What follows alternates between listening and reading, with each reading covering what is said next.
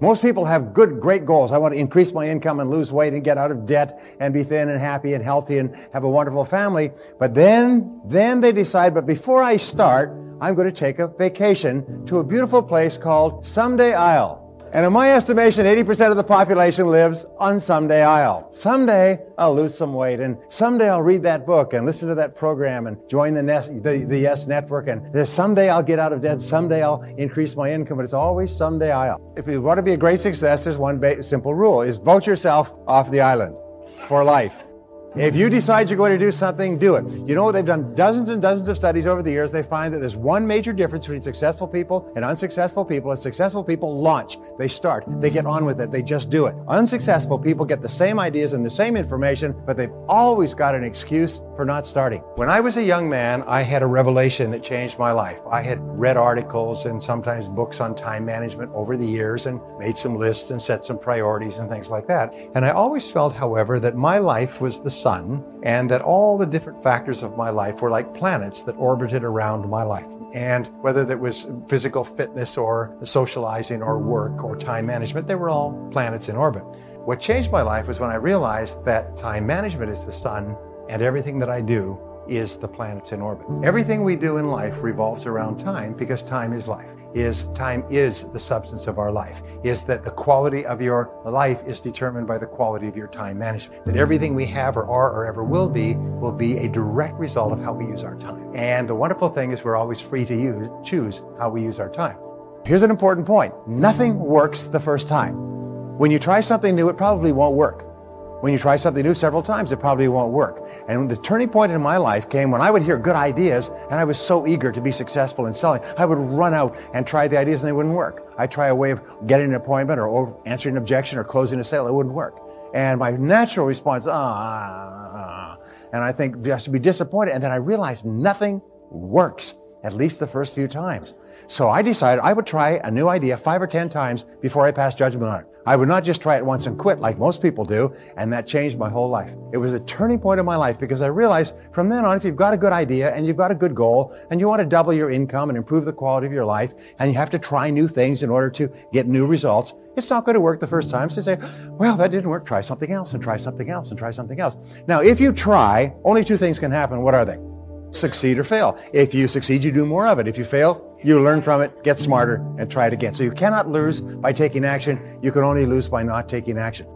I think that the ability to focus and concentration are the 2 keys to success in life. That the ability to focus clearly and know exactly what it is you want to accomplish, and the ability to concentrate single-mindedly on accomplishing that one thing without diversion or distraction are the keys to success. It's the number 1 key to effectiveness, is to be able to sit down and look at your work and use the 80-20 rule. Say to yourself, which is the 20% of the number of things that I have to do that account for 80% of the value of my work? And always work on the top 20%. You see, in life, there's never enough time to do everything, but there's always enough time to do the important things. Instead of doing what is fun and easy, which is what most people do, you know what they do? They make a list of everything they have to do, and then they start at the bottom of the list and they work on the irrelevant things. At the end of the day, they haven't got anything done. Successful people, peak performers, concentrate on the top items. And remember, anything other than working on the top items on your list is a waste of your time. And time management is not just time management is life management. You can do anything you want with your life if you'll manage your time properly. We all have the same 24 hours a day, and the ability to concentrate, to discipline yourself, to use willpower and perseverance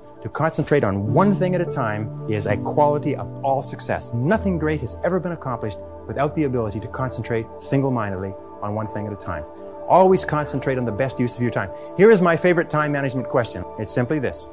Before you start anything, ask yourself, what is the most valuable use of my time right now? Make a list and say, what is the most valuable use of my time right now? When you get into your car, say, what is the most valuable use of my time right now? When you leave the house or leave the office, say, what is the most valuable use of my time right now? Ask yourself that question over and over and over again. Repeat it and repeat it and repeat it until it's driven into the subconscious mind as a command. And whenever you have a temptation to do something that is small and irrelevant, that command will go, blam, what is the most valuable use of your time right now? And you'll, ooh, and it'll push you into doing what is the most valuable use of your time. And whenever you're working on the most valuable use of your time, you feel great. You get concentrated effort is a source of energy and enthusiasm. It makes you feel wonderful when you're working on something important, and it makes you feel nothing when you're working on something irrelevant.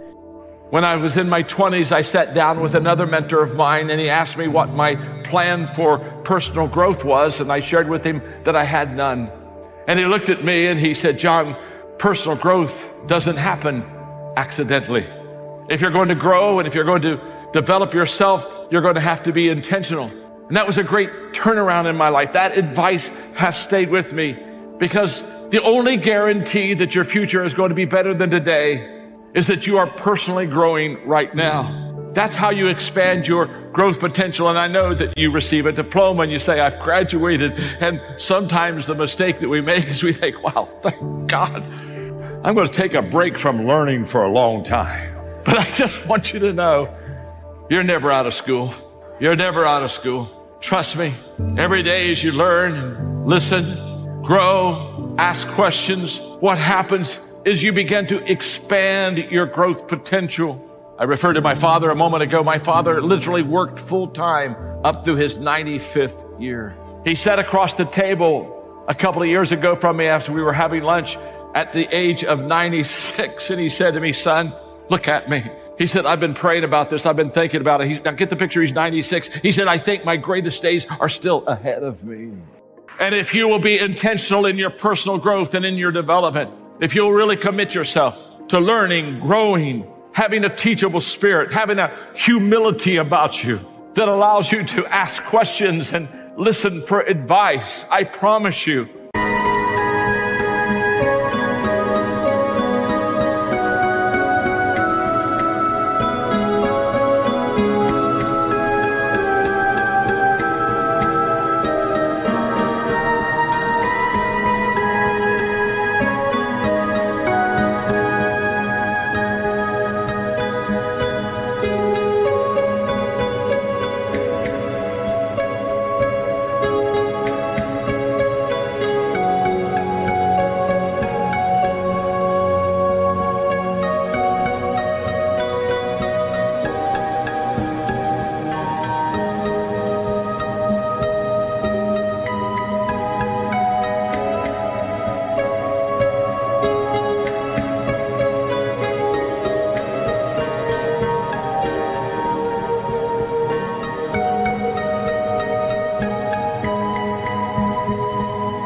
it will serve you well.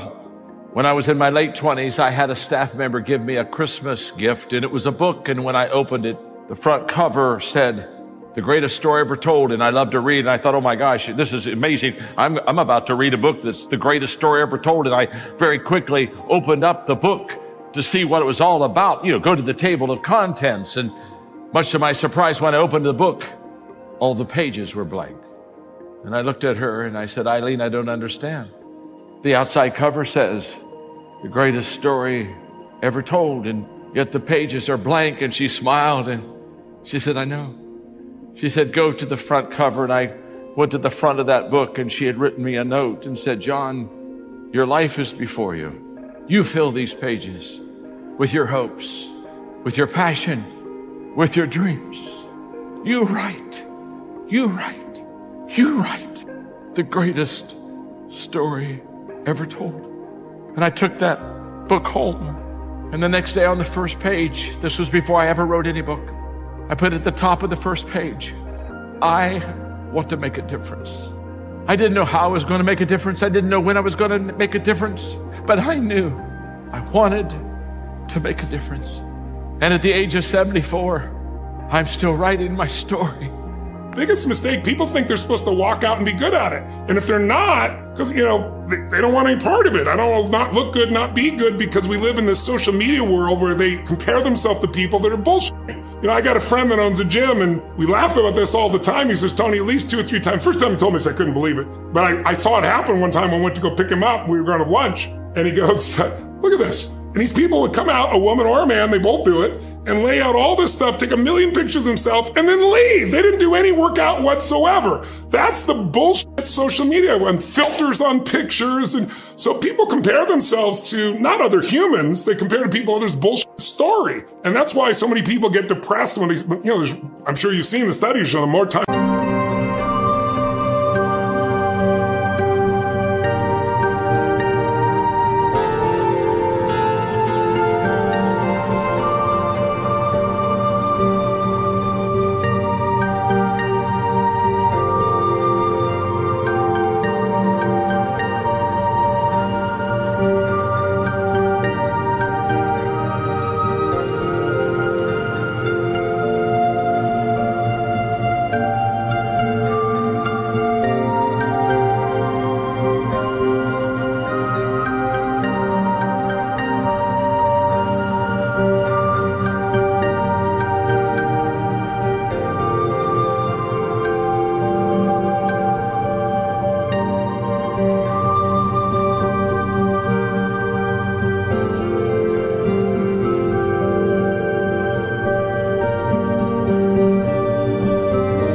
people spend on social media, usually the greater levels of frustration and anger and certainly depression for a lot of people have. Because you're comparing to a world that doesn't matter. Plus, you're being reinforced by these algorithms in ways that go beyond your conscious awareness. Well, what happens to a muscle if you don't use it? We say you lose it, you don't actually lose it, but it gets weaker and weaker, as you well know, right? And what happens the minute you start making demands on it, especially if you haven't made demands in a while, it doesn't take much to see real muscle growth, right?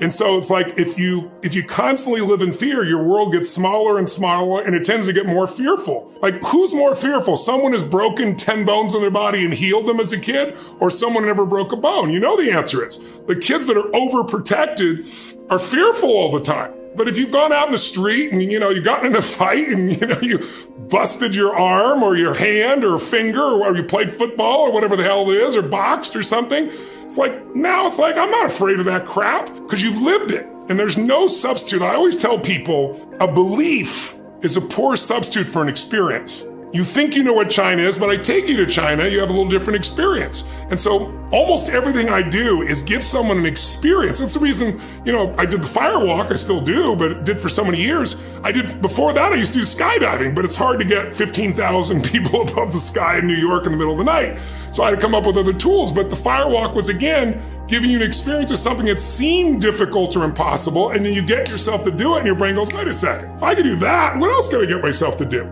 That psychological shift is the most important shift that people can make. It's a shift in your identity.